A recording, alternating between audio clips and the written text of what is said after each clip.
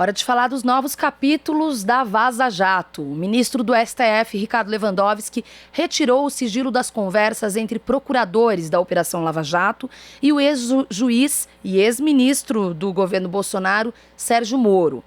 Vamos lembrar que quem tornou pública, primeiramente, essas mensagens foi o The Intercept Brasil, com outros parceiros, mensagens trocadas ali entre 2015 e 2017. Essas mensagens de agora, esse pacote de mensagens, foram obtidas essas mensagens na Operação Spoofing, que mirou o grupo de hackers responsáveis pela invasão de celulares de autoridades. Também é importante dizer que aquelas primeiras mensagens que eram de interesse público, assim como são essas, que foram vazadas, então, pela equipe de reportagem do The Intercept Brasil, que fez esse trabalho investigativo brilhantemente, com outros parceiros, evidentemente, era uma pequena parte, nem 1% das mensagens trocadas. E essas mensagens que agora chegam na Operação Spoofing, vamos dizer, são 20 vezes essa quantidade de mensagens iniciais que eles tiveram acesso, esse banco de dados que eles tiveram acesso no passado, quando da publicação das reportagens. Bom, mas vou parar de falar e vou chamar José Carlos Portela Júnior, advogado criminalista, membro do coletivo de advogadas e advogados pela democracia e presidente da Comissão de Direitos Humanos da Associação Nacional de Advogados Criminalistas do Paraná, ANACRIM. Como vai, José Carlos? Bom dia. Olá, bom dia ouvintes, tudo bem? Então, tá certo. Bom, para a gente começar, eu queria saber o seguinte, doutor, como eu fiz a introdução, estávamos já sabendo das gravidades envolvendo o processo que acabou culminando na prisão e na retirada da disputa de 2018 do ex-presidente Lula e de outras coisas também que aconteceram, o próprio lavajatismo que fez ascender a extrema-direita. Mas esse novo pacote de mensagens meio que chancela, né, o que a gente já estava vendo. Como que você avalia? A gente vem falando sobre isso já há alguns anos, né? Sobre o impacto que a Lava Jato teve, tanto na política, como também na destruição das garantias constitucionais, né? Que já eram muito frágeis no Brasil, né? Não vamos ser inocentes, ingênuos em achar que o judiciário brasileiro foi sempre zeloso das garantias constitucionais. Basta ver o que o judiciário sempre fez, mesmo depois da chamada redemocratização, com o fim da ditadura, o que o judiciário sempre fez na guerra às drogas contra a população pobre, negra, periférica, sempre autorizando, chancelando todo tipo de arbítrio da polícia contra essa parcela da população. A Lava Jato intensifica esse desmonte das garantias constitucionais no Brasil, que, embora estejam previstas na Constituição, são feitas em letra morta pela atuação cotidiana do judiciário. E a Lava Jato aprofunda essa morte das garantias, né? Joga uma pá de cal.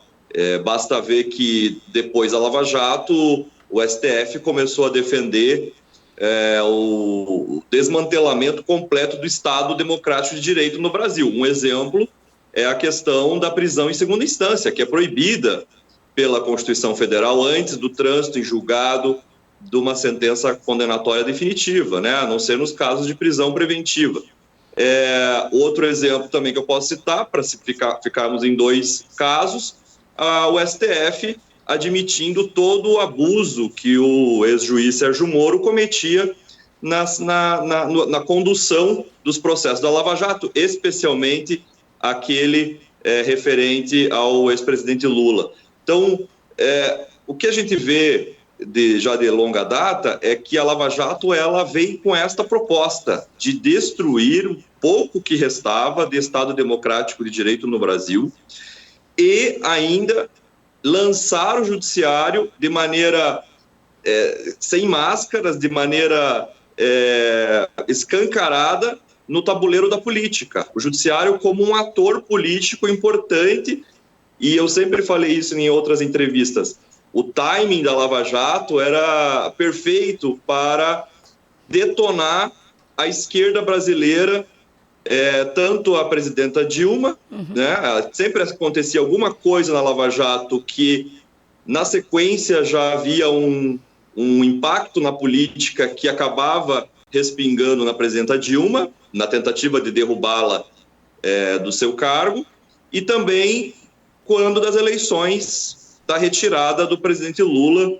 da disputa eleitoral, quer dizer, então influindo diretamente na condução da política no Brasil. Então, essas duas questões, a destruição das garantias constitucionais ou o aprofundamento dessa destruição e o uso do judiciário para fins políticos, são heranças malditas da Lava Jato e que fica cada vez mais evidente com essas mensagens, as mensagens vazadas pelo Intercept e agora essas mensagens que foram publicizadas pelo STF.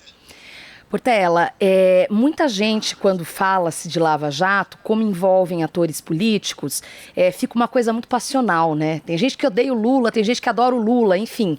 Mas eu queria perguntar tecnicamente para você e para os nossos ouvintes e espectadores, por que é grave a troca de mensagens de um juiz durante o processo com procuradores?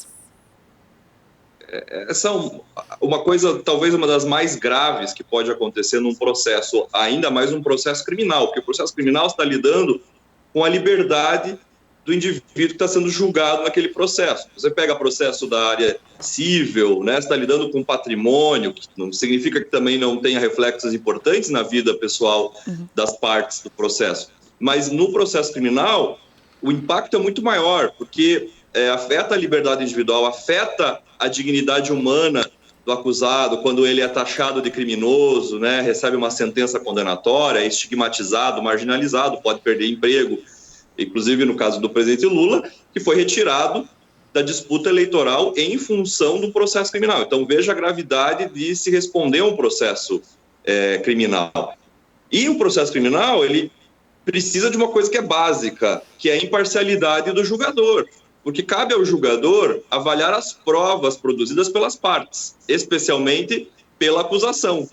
Portanto, o juiz, para avaliar as provas, ele não pode ter interesse no caso. Ele não pode mostrar uma afinidade com a acusação, fazendo jogo com a acusação, bate-bola com a acusação para construir uma tese, porque o juiz não pode ter tese. Quem tem que ter tese é a parte que acusa e a parte que se defende, que é a defesa do acusado.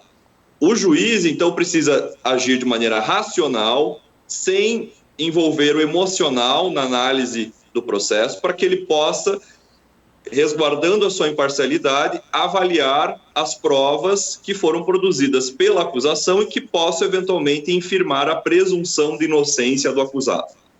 Então, esta revelação de que o juiz e a procuradoria, né, que é a promotoria vinculada à esfera federal, estavam tramando para condenar o presidente Lula, para tirá-lo da disputa eleitoral, isso é de uma gravidade atroz, porque joga uma bomba, implode toda a estrutura do processo penal democrático, que é baseado nessa ideia de imparcialidade do juiz e de presunção de inocência do acusado, que estão previstas na Constituição e nos tratados de direitos humanos que o Brasil ratificou já de longa data.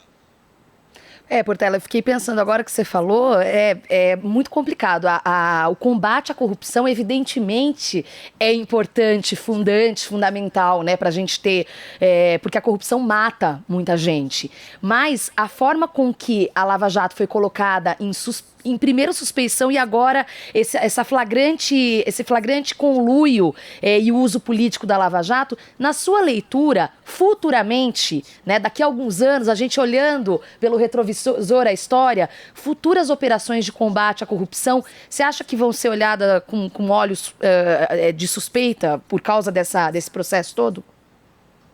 Claramente, isso espero que tenha sido pedagógico para a sociedade brasileira em enxergar um judiciário que age dessa maneira, desrespeitando leis, tratados, direitos humanos, a Constituição, passando por cima dos direitos das pessoas em nome de um suposto combate à corrupção. E eu falo que é um suposto combate à corrupção porque, na verdade, quando a gente for ver, pegar uma lupa e olhar cada personagem desses que atuou na Lava Jato e levantava essa bandeira fajuta anticorrupção, todos tinham interesses particulares, principalmente o juiz da Lava Jato, Sérgio Moro, que tinha interesse particular tanto em se lançar na política para uma eventual candidatura presidencial, como também, isso é concreto, que foi depois provado com a ascensão dele ao Ministério da Justiça no governo do Bolsonaro, que era o inimigo declarado do presidente Lula. Então você vê,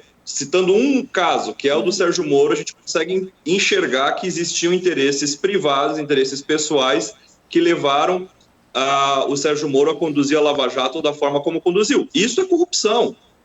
Isso é corrupção. Perfeito. Então, quer dizer, em nome de combater a corrupção, se é que queriam combater a corrupção, porque eu tenho sérias dúvidas sobre isso, se corromperam. É como querer salvar o doente que está com uma doença e injetar veneno no doente para matar o doente. Quer dizer, vamos acabar com a doença, então vamos injetar o veneno e acaba com a vida do doente. É isso que eles fizeram. Vamos combater a corrupção, entre aspas, mas vamos usar da corrupção para combatê-la. Quer dizer, com corrupção se combate a corrupção. Isso é uma coisa absurda. E isso levou ao que nós estamos passando hoje no Brasil, a ascensão de um governo de extrema-direita, um descrédito nas instituições, né? A população, uma grande parcela da população tem um descrédito muito grande nas eleições, por exemplo, né? Uma grande abstenção e votos nulos na última eleição. Muita gente votou no Bolsonaro por ódio à política, que foi estimulada pela Lava Jato. O resultado está aí, um governo genocida que está levando o país à miséria, à degradação, à destruição, ao extermínio da sua própria população. Então, eu espero que tudo isso seja pedagógico para a nossa sociedade, para que a gente consiga, nos próximos capítulos, evitar que esse trágico evento que marcou aqui o nosso momento histórico, ele se repita no futuro. Exato. Bom, quero agradecer muito a participação de José Carlos Portela Júnior, advogado criminalista, membro do Coletivo de Advogadas e Advogados pela Democracia e presidente da Comissão de Direitos Humanos da Associação Nacional de Advogados Criminalistas do Paraná. Portela, muito obrigado, um bom dia, até a próxima. Eu que agradeço, bom trabalho. Você está ouvindo Jornal Brasil Atual. As notícias que os outros não dão.